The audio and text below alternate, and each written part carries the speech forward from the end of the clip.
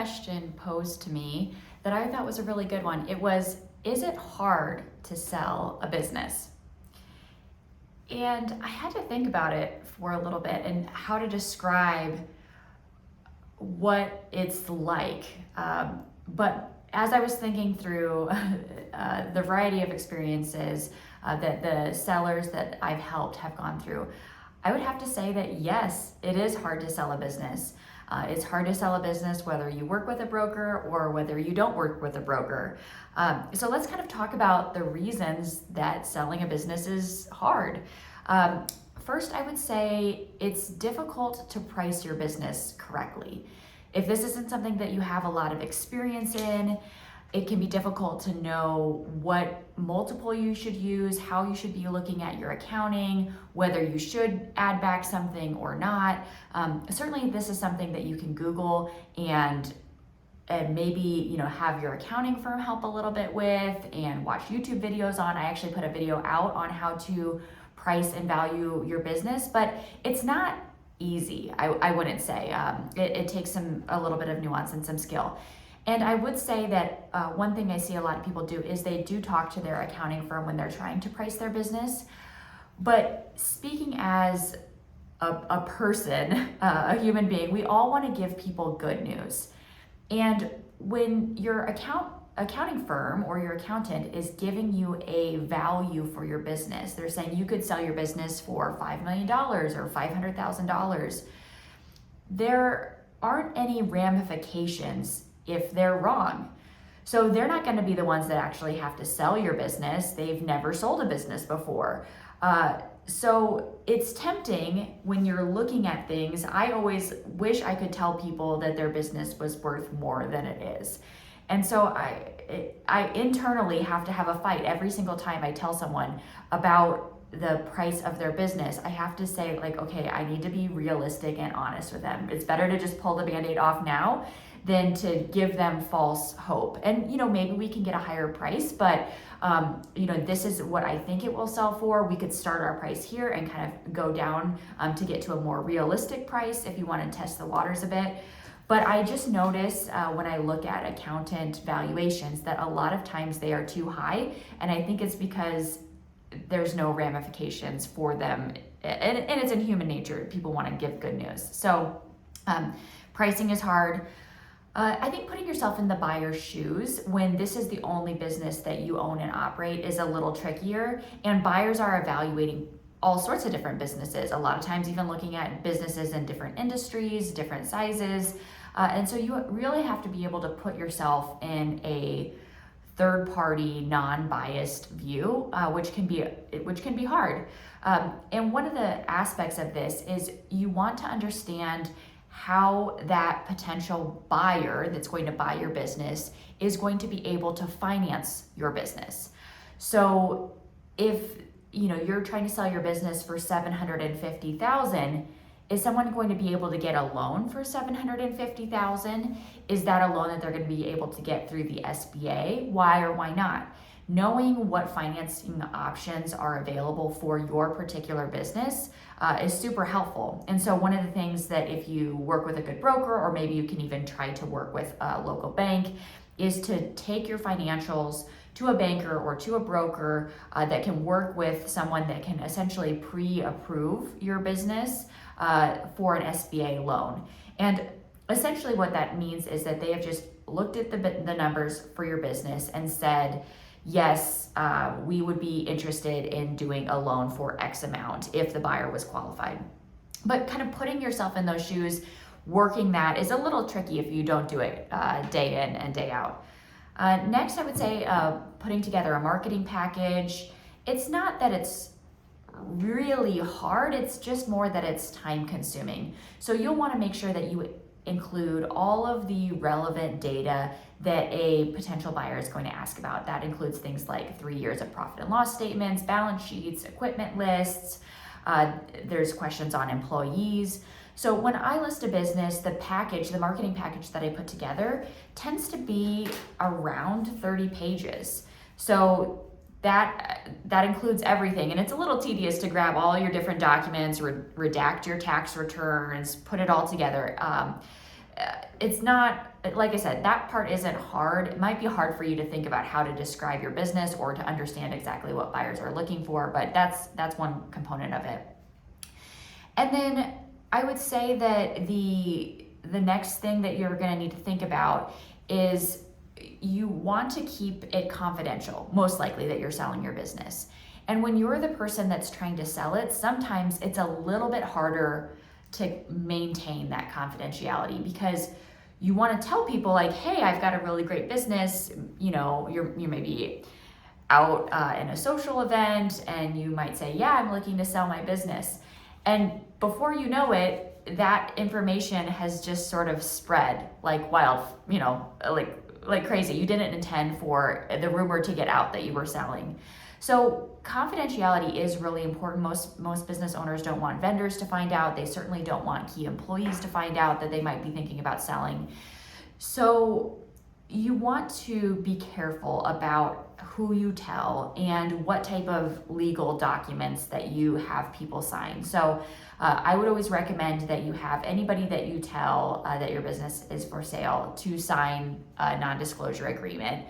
And that just gives it a little bit more teeth if they were to say something. And also, one of the things that I think is good to do, it's a little bit trickier if you're selling your business yourself, but if you're working with a broker or some sort of third party, they can do this for you, which is, yes, when I send out information on a business, I include financial statements, description of the business, quite a few details about employee structure, business model, all of that.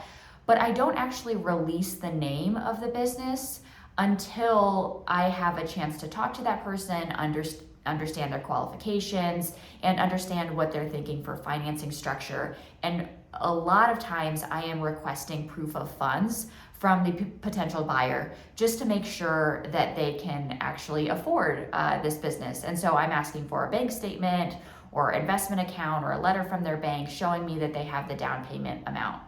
Which I could see how if you were selling the business yourself, maybe a potential buyer isn't going to want to show you the what they have in their bank account because they think it might interfere with their ability to negotiate. But if you have a third party, they can assure the person that I won't disclose any of this information. I just need to see that you have $400,000 in funds, say, available for a down payment or whatever that number is. The other thing related to that is if you are selling the business yourself, one thing that's going to be hard is to balance the time it takes to interact with all of these different potential buyers. So say you put together your marketing package, you have the NDA, now you need to actually talk to all of these potential buyers. And honestly, probably 9 out of 10 people that are requesting information on a business don't have the capability to really buy that business. They're a tire kicker to some degree. And so you're going to have to work with a lot of people that are, maybe aren't well suited to buy your particular business, which can be a little bit draining over time, can be time consuming. I mean, I'm a business broker here in Nebraska, and I talked to a guy yesterday for about 10 minutes. He was asking seemingly good questions about the business, but then as I talked to him further, he said he didn't have a vehicle, which I thought was a little bit odd. And then he said, he was looking for seller financing, and he was asking some more questions. And I realized that this guy had no money, no car, and was trying to buy a business 100% seller financing with no experience running a business. So, I spent 15 minutes on the phone with this guy, and I'm pretty experienced and good at vetting people fairly quickly. And I was just like, oh man, that guy got me. So you can imagine if you're trying to operate your business and keep it going at a high level, the last thing you want is for your business to go down while you're trying to sell your business. You need to be focused on growth and continuing to build that. Sometimes it's hard to be able to take all of these phone calls and manage that communication. So I would say that piece is hard. The time it takes, so not just on the answering the phone calls, but also just from the time you list it to the time that you actually sell, there's a lot of stages in between. And if you don't have someone that's supportive of you, that's kind of encouraging you, so that doesn't have to be a business broker. It could be your wife or your business coach or someone that's really encouraging you and kind of talking you down when things get frustrating. It can be hard just to go through the ups and downs. I mean, the average business from start to finish in the United States takes 10 months to sell. So that's a lot of time where you're sort of mentally checking out to some degree of your business, but you also need to do all these things and do some things for the very first time. And so having someone that can encourage you and guide you throughout the process is helpful, because otherwise it can be hard. Last I would say is maybe lack of experience. If this is the first business that you've sold, it is going to be hard sometimes to feel confident that you know the answer. So for example, if a buyer during due diligence asks for a login to your QuickBooks account so that they can validate your transactions, it's hard sometimes to know, well, we're under non-disclosure agreement. Is that a reasonable request, or is that not a reasonable request? And there's all sorts of questions that get asked in due diligence, and it's a little tough sometimes to know whether that's normal or is that reasonable, and that really comes with experience. So quick answer on the QuickBooks, no, never give anyone your QuickBooks login. They might have good reasons, I'm going to give it to my accountant, they're going to run all this analysis. No, the answer is no. A better answer is to provide the general ledger and make sure that you're redacting employee names. If you have key vendors that you don't want to disclose, make sure that you're redacting that information out of the general ledger. So that may be hard to know what is reasonable and what is not, because I also had a seller that I worked with that the buyer was asking for very reasonable things. So for example, he was asking for a tax return. That's very normal, asking for a corporate tax return. But this business seller felt like, why does he have to look at my taxes? That's personal. Or I've had business sellers that I've worked with say, like, why do I have to provide my bank accounts? Like, that's personal information to me. And while I understand some of that feeling, I'm able to explain why that is important, and this is very common. So 70% of buyers are going to ask to see your tax returns. I mean, 100% if they're working with a bank, which most of them are. So just having someone that you can bounce ideas off of and find out whether something is normal or not in the due diligence process is really helpful. So if you know of someone that's been through it before or is experienced in this, your attorney maybe is really experienced with business transactions, maybe they can provide some advice. But that is another thing that I would say is hard.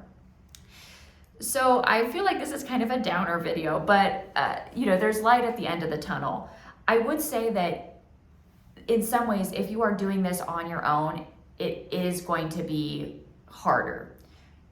But if you have a business broker or some experienced mergers and acquisitions attorney or another intermediary that you are working with that is very experienced, it's still hard. Some of the things that I've already talked about are taken care of for you. So they're going to help you price. They're going to help you do all the bank pre-approvals. They'll put together the marketing package. They'll deal with all those tire kickers. They'll help you kind of emotionally throughout the process and tell you what to expect and what's normal. They'll help you get to the closing table, make sure that all the paperwork is correct, help work with the title company, make sure you're getting your earnest deposit. So many things that person is going to help you with. But even with the most experienced, kindest, most helpful business broker in the world, I am not going to lie to you and say that it's going to be easy the way through. I think that one of the hardest things is you do have to be patient. We talked about that a little bit. The average sale, 10 months. And even if I look at some of the fastest transactions that I did last year, I think the fastest one from start to finish was like 100 days. So that's pretty fast. I mean, a little bit over 3 months. that's quick, and an SBA loan was involved. So we put it on the market at the right price. I already had a buyer in my database that I was very connected with that trusted me because he worked with me before on different things. So I was able to put buyer and seller together very quickly, put him in contact with banks. I already had the business pre-approved. The lending process went fairly smoothly, but it's still 3 to 4 months where you are in limbo, and that can be a little difficult. And if you're waiting 10 months to sell, that's even harder. So, and that's not something necessarily that anyone can help you with. No one can help you be patient. They can help encourage you, but you're the one that has to maintain that fortitude and that patience throughout the process. The next, I would say, even if you are working with a broker or an intermediary, is finding the right business broker. I would say that this industry is often filled with, it's not an industry you're going to trust like a 22-year-old person straight out of college to be your business broker. They probably don't have the business acumen. It may be difficult for them to understand all of the different things that are coming up for both a buyer and a seller, just in terms of life experience.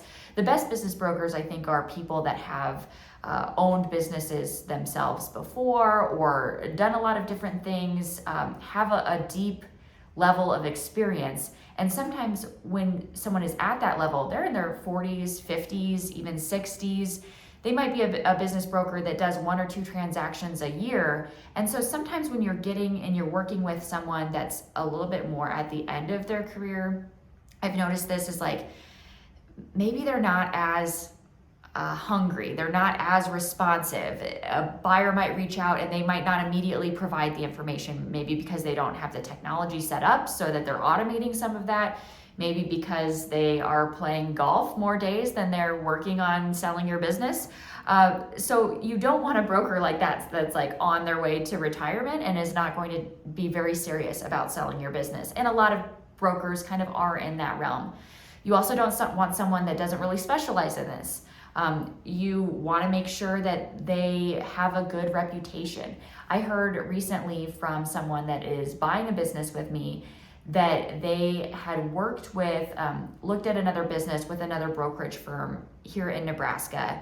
And when he was bringing that deal to different banks to get his financing approved, the banks were saying that they didn't want to work with businesses that were sold by that particular brokerage because they had been burned so many times in the past about things being unfairly represented or hidden, or some sort of problem in the business that maybe this broker was encouraging the owner to lie about. I don't know. I mean, I guess it had happened enough times that there were lots of banks that were very skeptical about working with this particular type of broker, this particular broker and brokerage firm. So be careful about the reputation. Maybe talk to some commercial lenders and hear who they see in the market that is actually doing transactions and doing them the right way. So it can be hard to find the right person to work with.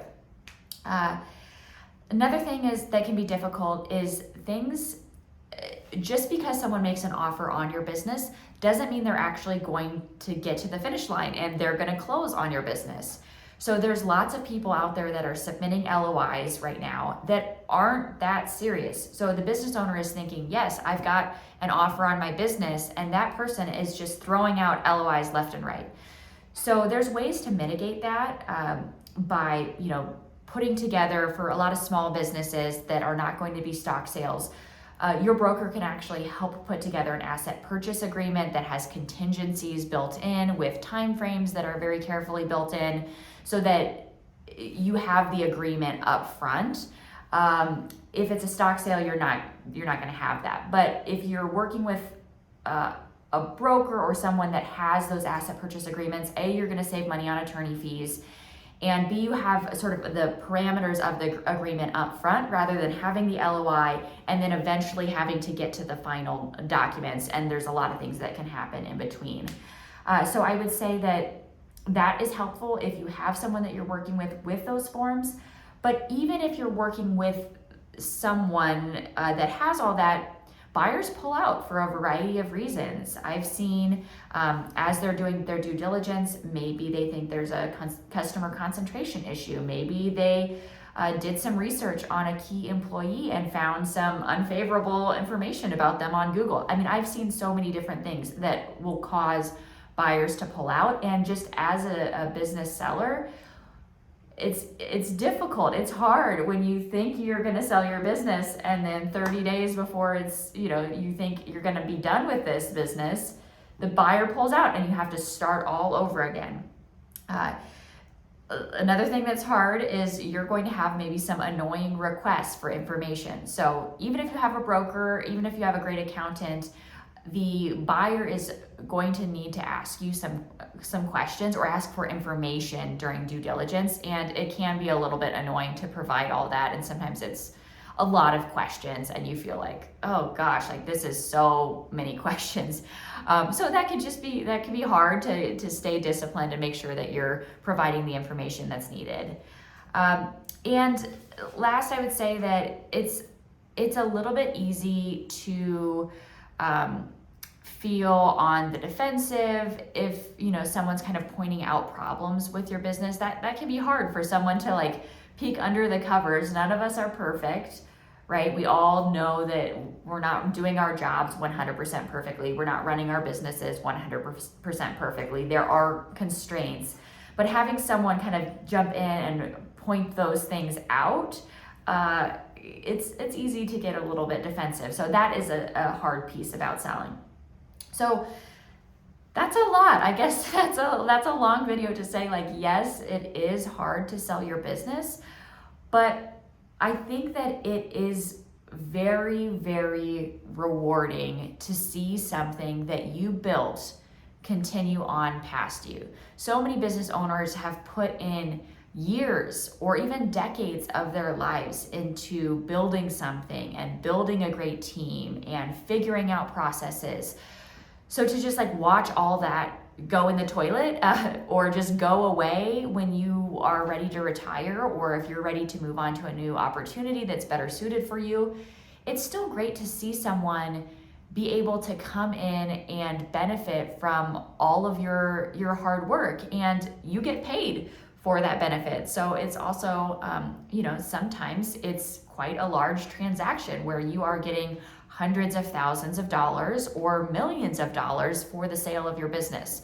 So I would say that, nothing in life that's important. I would say that almost everything that's important is hard to do. It's hard to find the right person to marry. It's hard to stay married. It's hard to have kids. It's hard to start a business, and it's hard to sell a business. But those things are worthwhile. And I've seen so many cool relationships over time between buyer and seller, where yes, all of those things that are happening while you're going through the selling process is challenging, but to see someone step into your business and you can like kind of relate to that person on a whole new level, because now they're in charge and they're dealing with the employees and the problems and all of that. And you kind of, if you have a good relationship, can kind of serve in that advisory role, which is kind of satisfying to just have someone else that understands exactly what you went through or have been through, and to have that nice relationship, to have the money, to have the legacy. I think it's very, very worth it to sell your business. And even if you're thinking, I don't know if my business is worth a lot. Like maybe it's making $50,000 a year. I'm working in the business. It never made it up to the amount of income that I wanted it to have. It's easy to sort of walk away from that business. That's actually one of the reasons I became a business broker. I had built a consulting firm that really focused on helping businesses develop new technology and new processes. So we got up to, about 10 people in my company. My husband eventually came into the business. We worked on it together once it was successful enough for him to quit his job.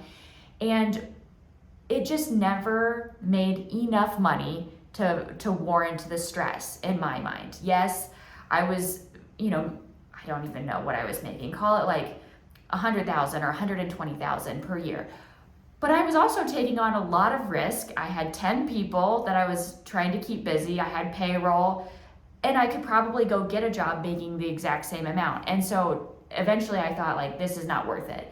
And rather than try to sell my business, I just took the whole team and I sort of leveraged my experience and my network to get a really great job, sort of like my dream job in my mind, with a tech company with people that I respected, and all of my employees were able to come over that were still on board with me into that new company. So I felt good about that I just didn't leave employees high and dry. But that business had value. Now looking back, I didn't like being employed. I was not a good employee. And so I didn't last very long in my dream job. So I didn't get any of the financial benefit that I could have gotten. And yes, I might have only been able to sell that business for $200,000. But hey, $200,000 is a lot better than zero. And I just am passionate about seeing business owners extract as much value in a sale as possible, and to see the value, even if it is a smaller business, you could still sell that business to someone that is just getting started. And even if you're making 10,000, 20,000, it's still better than nothing and all of that waste. So yes, I think, I hope this is encouraging at the end. I know this is kind of, difficult to think about all the hard things, but I do think even though it's hard, it is worth it. So if you have questions about selling your business, I work with business sellers and business buyers. I primarily focus in Nebraska, but I can sell businesses of a certain size all across the United States in areas that I have experienced in and have buyers for. Or I have a whole network of other brokers throughout the country through First Choice Business Brokers that I respect, and I can point you in the right direction of a broker that I would trust that you could work with. But whether you're selling your business yourself or going to work with a broker, I just wish you the best of luck throughout the process.